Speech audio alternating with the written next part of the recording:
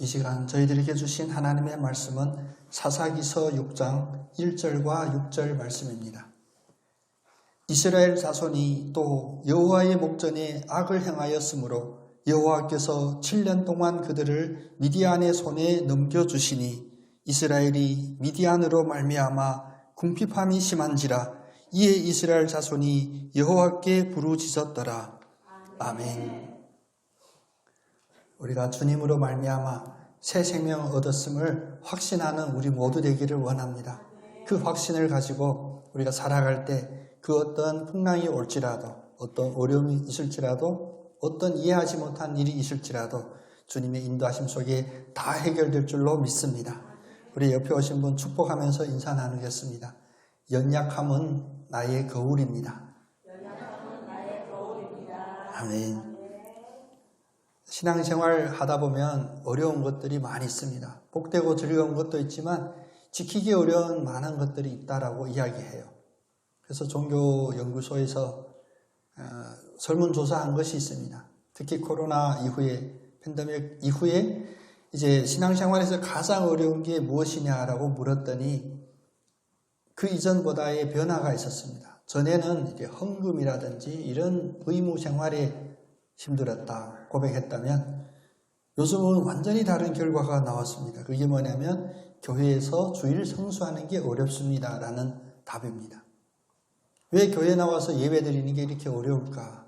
생각해보면 저는 목사니까 어쩔 수 없이 또 안 하면 안 되고 이게 일이니까 라고 나올 수도 있겠지만 이 주일날 아침 달콤한 그 시간에 여러분 남자들은 그나마 괜찮은데 또 우리 여성분들은 또 얼굴도 예쁘게 또 꾸미고 와야 되고 이렇게 나오는 게 사실 쉬운 일은 아니겠다라는 생각이 들었습니다.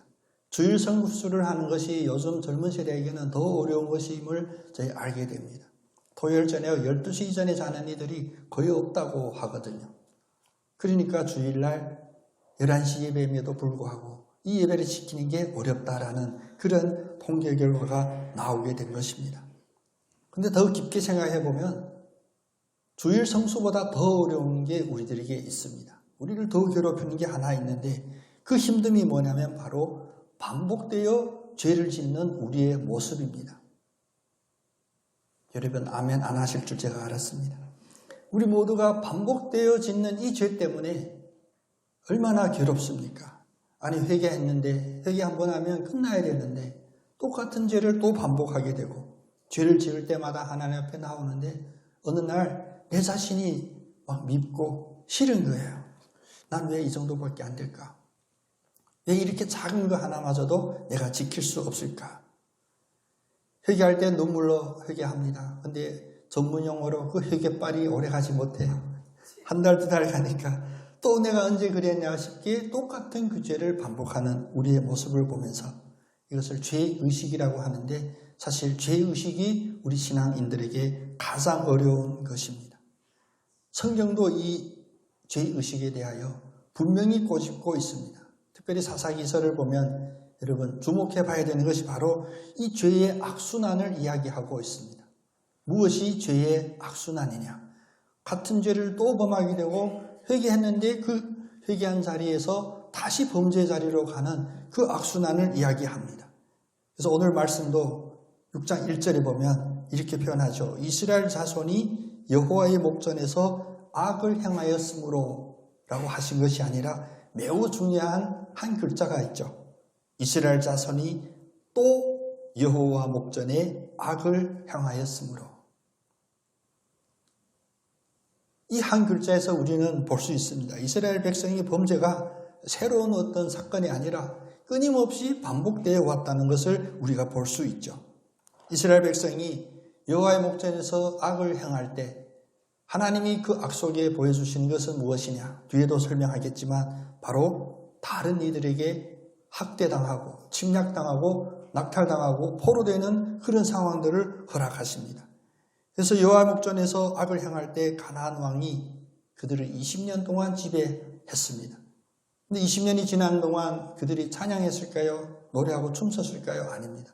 다시 회개한다고 울부짖었을 때 하나님께서는 여선지자 두보라를 세워주셔서 그 가나안 왕 야빈을 물리치고 20년 동안의 그 어려움 속에서 해방시켜 다시 평안함을 주시는데 40년 동안 평안함을 주셨습니다. 그게 오늘 6장 6절 앞의 이야기들입니다. 40년 동안 평안을 누리니 또다시 이 악의 악순환으로 들어가게 된 겁니다. 그들이 또 여호와 앞에 악을 행하였다. 사실 우리의 연약한 모습, 늘 죄의 그 수렁에서 빠져나오는 모습을 바라보면 하나의 패턴을 발견할 수가 있습니다. 죄와 하나님, 또 하나님의 은혜와 우리의 범죄, 이 속에는 어떤 패턴이 있게 되냐. 다음과 같은 4개의 단계를 걸치게 되는데, 먼저 인간의 그 악한 죄성으로 말미암아 여호와의 목전에서 악을 행합니다. 신나게 행합니다. 아무 의식 없이 달려갑니다. 그러다가 그 악으로 인하여 두 번째 단계인 하나님으로부터 징계를 받게 됩니다. 징계를 받게 되면 깨닫죠. 느껴지죠. 자기 잘못이 알립니다. 징계를 받게 되면 그제서야 부르짖으며 회개하고 다시 하나님 목전으로 돌아옵니다. 그때 하나님께서는 또다시 그들을 구원해 주시고 회개하는 그들에게 평안함을 허락해 주시고 우리가 세상적으로 말하면 태평성대를 허락하십니다. 그런데 이 태평성대가 길어지면 또 어떻게 됩니까? 이 악순환이 다시 시작이 돼요. 언제 그랬나 싶게 다시 우상을 숭배하고 하나님은 멀리하고 심지어 하나님 목전에서 악을 행하는 그런 악순환으로 다시 들어가게 됩니다.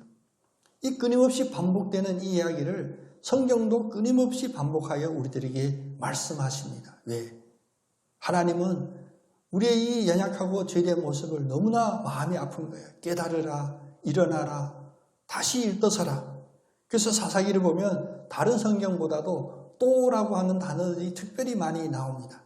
여러분 굳이 성경을 읽으면서 또만 찾을 필요가 없는데요. 제가 몇 곳만 찾아봐도 3장 6절에 또 그들은 자신들의 우상신을 섬겼더라. 3장 12절에는 또 여호와의 목전에 악을 행하니라. 4장 1절에 또 여호와의 목전에 악을 행하며 8장 33절에는 또 바알브릿을 자기들의 신으로 삼고 따지고 보면 사사기에 기록된 이스라엘 백성의 그 삶은 무엇이냐? 이 악순환 속에서 반복하여 죄를 짓는 그 과정이었습니다. 근데 이 말씀이 왜 우리들에게 펼쳐졌을까요? 우리가 그 어렵다고 하는 2024년 4월 21일 이 주일 예배를 지키는 우리들 앞에 이 말씀이 펼쳐지면 무엇이냐? 바로 거울로 우리를 비추라고 하는 하나님의 마음입니다. 우리도 마찬가지입니다. 이스라엘 백성만 그렇게 반복해서 죄를 지은 것이 아닙니다. 우리는 아닌 척하지만 가르치고 있지만 우리도 마찬가지로 반복하여 죄를 지어왔고 또 회개하면서도 또다시 여전히 그 죄를 짓고 있는 우리의 연약한 모습입니다. 자세히 살펴보면 우리가 짓는 죄는 언제나 새로운 죄가 아니었습니다. 이 죄는 새롭게 개발할 필요도 없습니다. 반복되어 그 죄를 또 범하고 예전에 지었던 죄를 또 범하고 오늘 지은 죄를 또 다음 날도 범할 수 있는 그 위험에 노출되어 있습니다.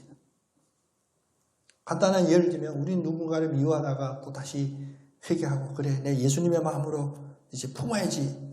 또 품다 보면 내일 또 미워지고 상대가 바뀐 것도 아닙니다. 미워하는 감정이 바뀌어진 것도 아닙니다. 똑같은 그런 죄를 범합니다. 특별히 거짓말하는 사람도 오늘도 거짓말하고 내일도 거짓말하고 오늘과 내일 사이의 그 간격은 어디에 있냐? 자기의 거짓말이 들통나지 않을 때까지만의 그 여유만 있는 것입니다. 아담 이후에 인간들이 죄를 지을 수밖에 없는 그 타락한 본성은 우리를 늘 괴롭혀오고 있습니다. 그래서 아무리 죄를 떠나려고 애써도 인간의 노력으로는 이 죄의 올가미에서 완전히 해방될 수가 없었습니다. 사도 바울은 뭐라고 고백합니까?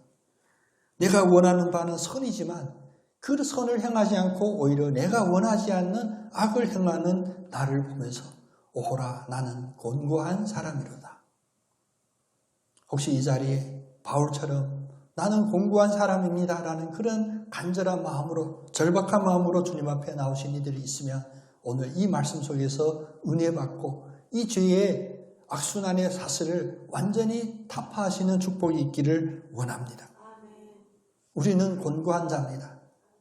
알지만 원하는 그 선을 행하지 못하고 도리어 원하지 않는 그 악을 실제로 행하는 우리의 연약한 모습입니다. 그런데 이 연약한 모습을 우리는 주님의 시선으로 하나님의 마음으로 바라보기를 간절히 원합니다. 너무 무거운 주제라 여러분 표정이 다 어두운데 우리 옆 사람 축복하고 또 내 자신에게 축복하면서 이렇게 한번 인사 나누겠습니다. 연약한 것이 은혜입니다. 여러분 아멘이시죠? 이런 말씀에 소망이 와요. 왜 내가 연약할 때 연약함이 은혜다 하니까 이것이 우리에게 힘이 되잖아요. 이건 역설이라고 합니다. 연약한 것이 왜 은혜인가?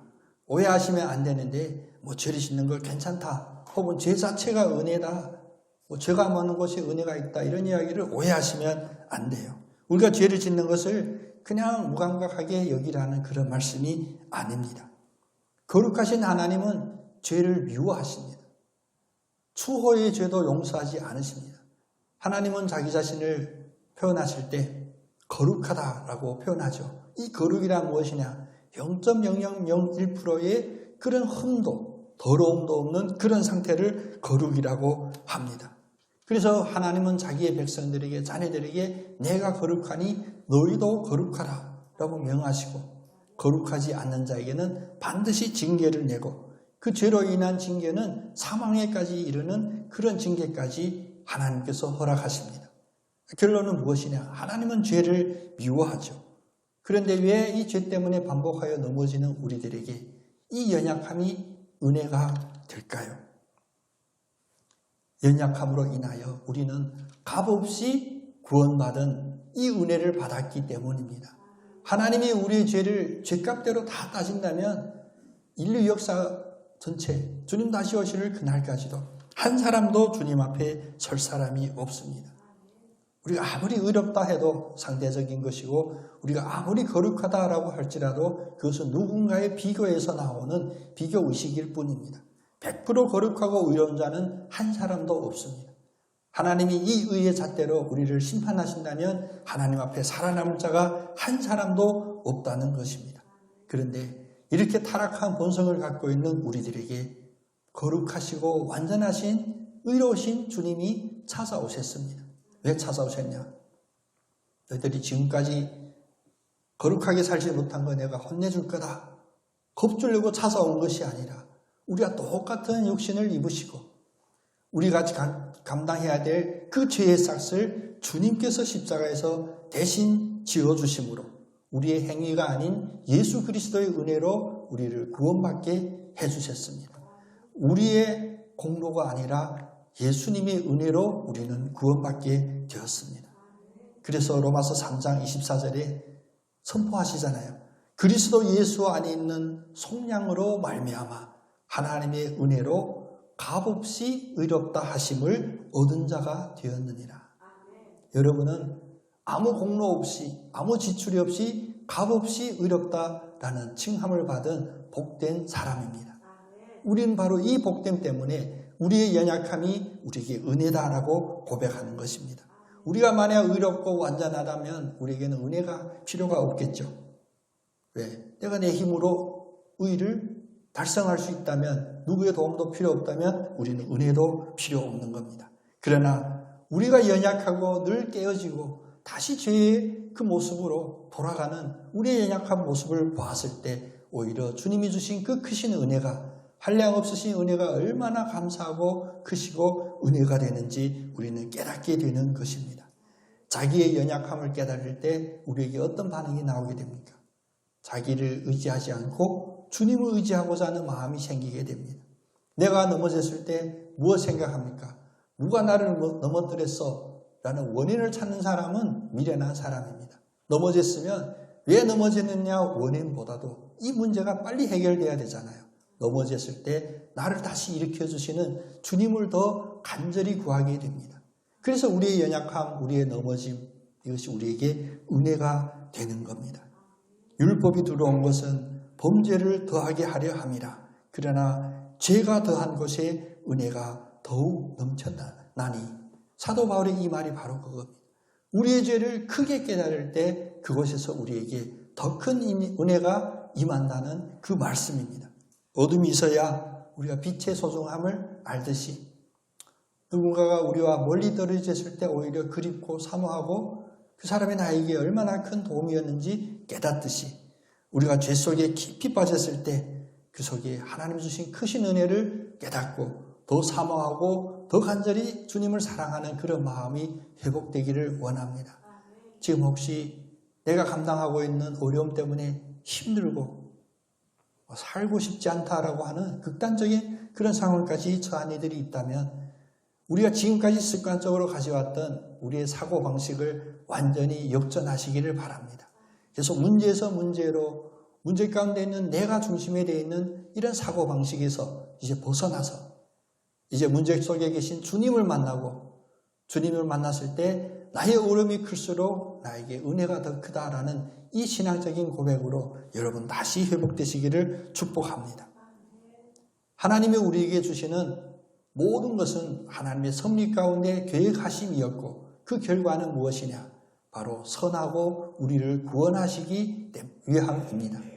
그러나 우리가 우리의 판단대로 재량하게 된다면 내가 지금 겪고 있는 어려움 또 내가 지금 범하고 있는 그 범죄 때문에 오히려 낙심하게 되고 포기하게 되고 심지어 자기 자신의 어떤 존재감마저도 버리는 그런 극단적인 선택을 하게도 되죠. 세상에 이런 뉴스들이 많이 있습니다. 그러나 주님께서 우리에게 예수 그리스도의 품으로 십자가 아래로 모이게 하시면 무엇이냐? 이제 더 이상 이 세상적인 판단으로 세상적인 논리로 우리의 힘듦, 어려움, 고난을 바라보지 말라는 것입니다. 오늘 6장 1절에서 7년 동안 미디안의 손에 넘겼다라고 이야기해요.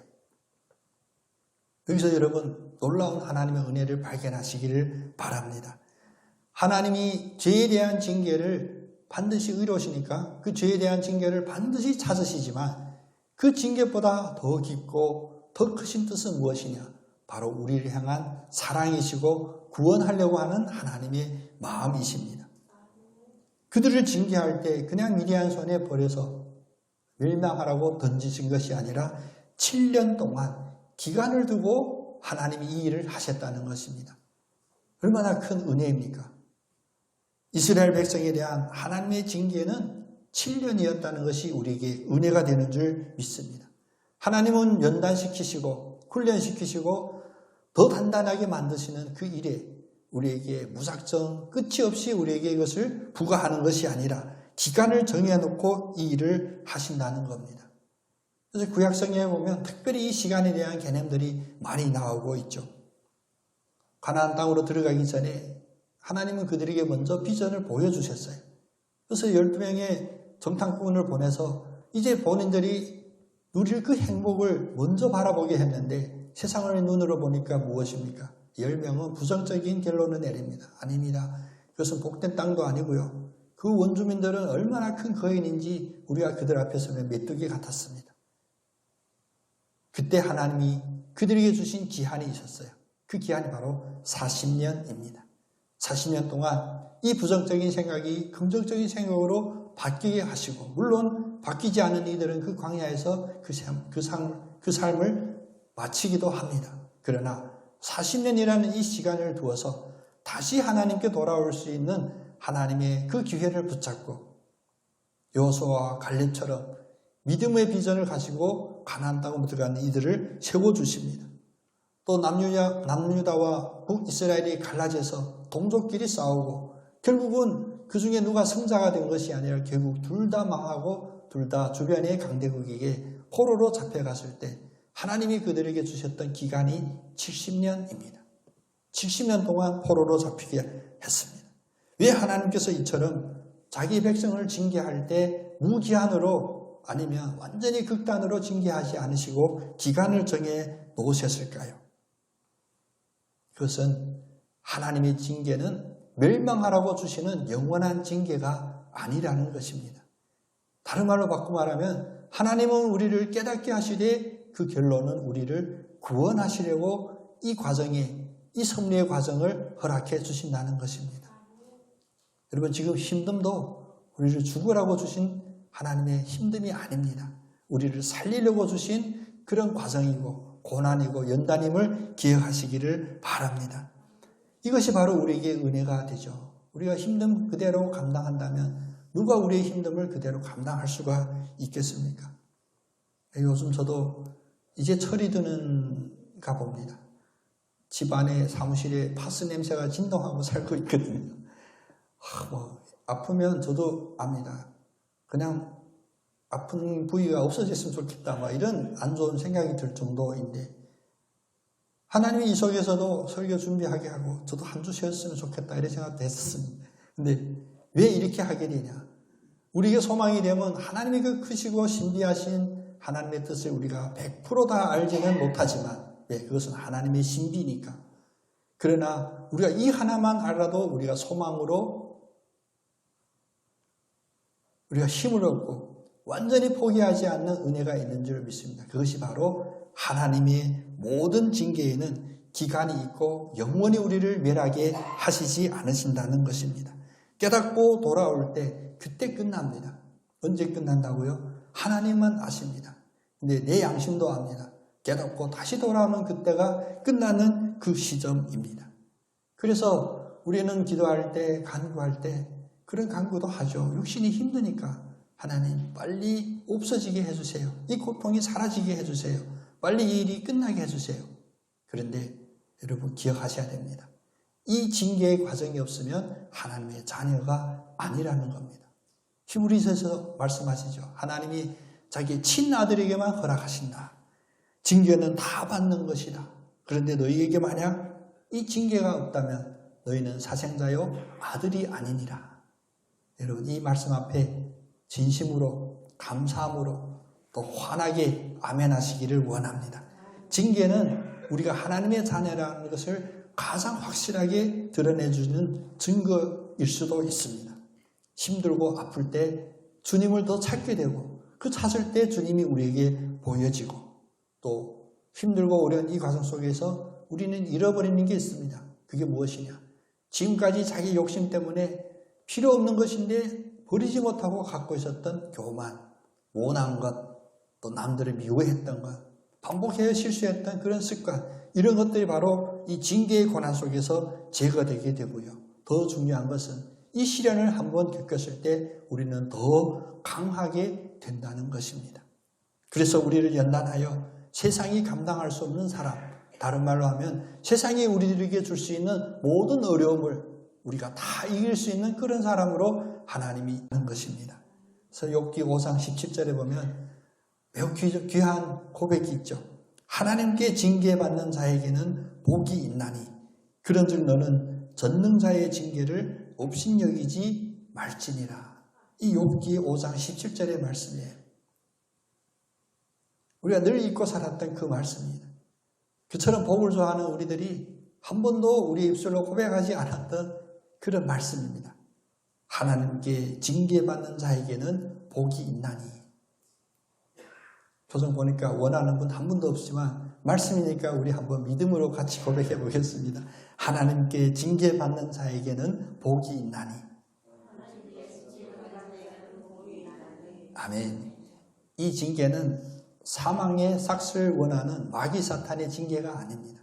하나님이 우리를 향하신 사랑, 이 세상이 알 수 없는, 감당할 수도 없는 그 크신 은혜를 하나님은 오늘 징계라는 이 두 글자로 표현할 뿐입니다. 그래서 하나님이 우리에게 주시는 그 어떤 것도 우리에게 다 복이 되고 은혜가 됨을 믿었을 때 우리 지금 당장 처해 있는 우리 앞에 어떤 현실들을 우리는 이길 수가 있습니다. 더 이상 고통스러운 징계, 부정적인 징계로 우리의 마음에 담아두는 것이 아니라 이 징계 속에 숨어있는 감춰지신 하나님의 그 크신 은혜를 누리시기를 바랍니다. 요즘 연약하다고 한탄하지 마시고 이 연약함이 나에게 은혜였구나 라고 감사의 기도로 바꾸시기를 원합니다. 혹시 징계라고 생각하십니까? 그래, 내가 벌 받아야지 이런 생각 버리시고 지금 이 징계가 나에게 주시는 하나님의 살리시는 은혜임을 고백하는 귀한 고백으로 바뀌시기를 원합니다. 특별히 이 징계가 느껴지는 그 시간, 다른 말로 표현하면 기간이라고 하죠. 그 기간을 여러분 축복으로 누리시는 기간으로 바뀌시기를 원합니다. 그 속에서 은혜를 놓치지 마시고 또 특별히 이 징계 고난의 이 시간을 통하여 나를 더욱 견고하게 하시는 하나님의 그 은혜를, 모든 그 과정을 세밀히 바라보고 믿음의 간증으로 기억되는 우리 모두 됐으면 좋겠습니다. 하나님께 징계받는 자에게는 복이 있나니, 우리의 인간적인 마음으로 쉽게 고백할 수 없는 이 믿음의 고백이 오늘 우리의 입술에 허락하게 하신 성령님의 은혜에 감사하고, 특별히 이제 더 이상 전능자의 그 징계를 없이 여기지 아니하고 우리에게 기간을 정해놓고 훈련시키시는 주님의 그 훈련에 온전히 순종하여 승리하시는 우리 모두 되기를 간절히 소원합니다. 기도하겠습니다.